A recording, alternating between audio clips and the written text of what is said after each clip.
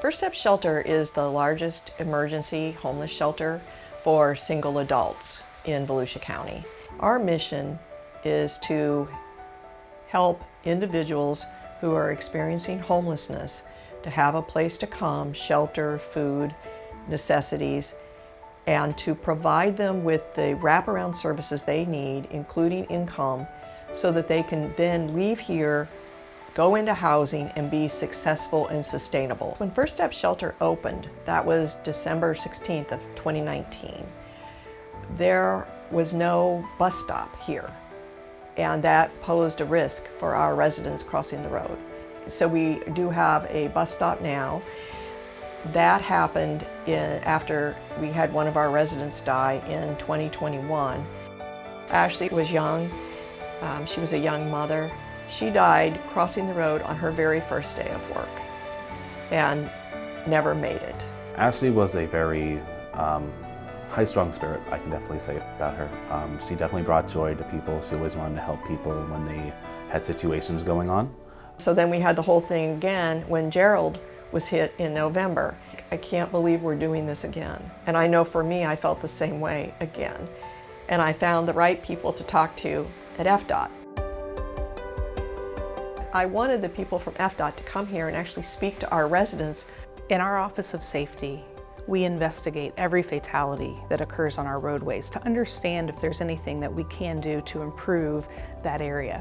But when we heard about Ashley's, we really knew that we needed to do more in this area to protect all of the residents at First Step. We were invited by the First Step Executive Director, Victoria, to come and visit the site. And meeting some of the residents, hearing some of their challenges, recognizing the steps that they've had to overcome to get to the point that they are, not only was an inspiration, but also a little bit extra motivation to provide a safe crossing at this particular intersection. It was pretty amazing because it's really hard when you keep talking and nobody listens to you and you're watching these people die. And you know that every time they cross the road that it's not safe. They sat down with us and they had already had some plans and ideas. And I was like, I can't believe that this is actually going to happen. Over the years, we have made several improvements in this area, including relocating the bus stops so that they're in a better location for the residents of First Step. We've also added lighting in that area so that if they are walking along the shoulder or they're in that area, they'll be more seen. Basically, it's a dark area, high-speed roadway, so we thought about it. We have to investigate putting lighting there, installing lighting there. We just installed the lights like 6 months ago. That was like a great first step. But also the plan is, we were told by the end of the year, we should have a signal out here with a crosswalk. So the improvements at the intersection are actually twofold. The first is they will provide a signalized crossing for pedestrians across US 92, and then also will provide an emergency signal for the future fire station. The partnership with Volusia County is really what helped accelerate this project. I think if either agency had to perform the improvements by themselves, the project would have taken years, but the partnership truly is really what allowed this project to accelerate and get in quicker.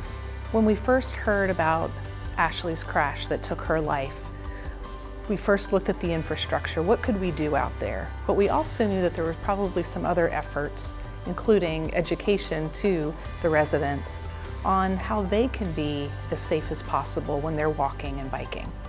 So we have introduced the Walkwise program to the shelter. FDOT's Walkwise presentation is fantastic.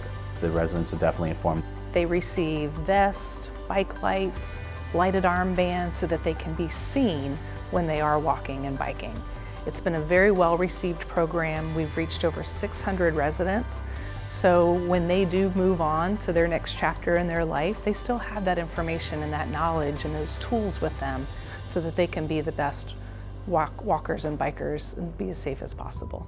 And I am just so grateful that FDOT was responsive, that the people who came here actually cared about our residents, that they treated them with respect, that they gave them a voice, and that they're following through. You know, it's really encouraging when we have an effort like this to see all of the different people and different efforts come together, because it isn't just one solution to get to the safest solution.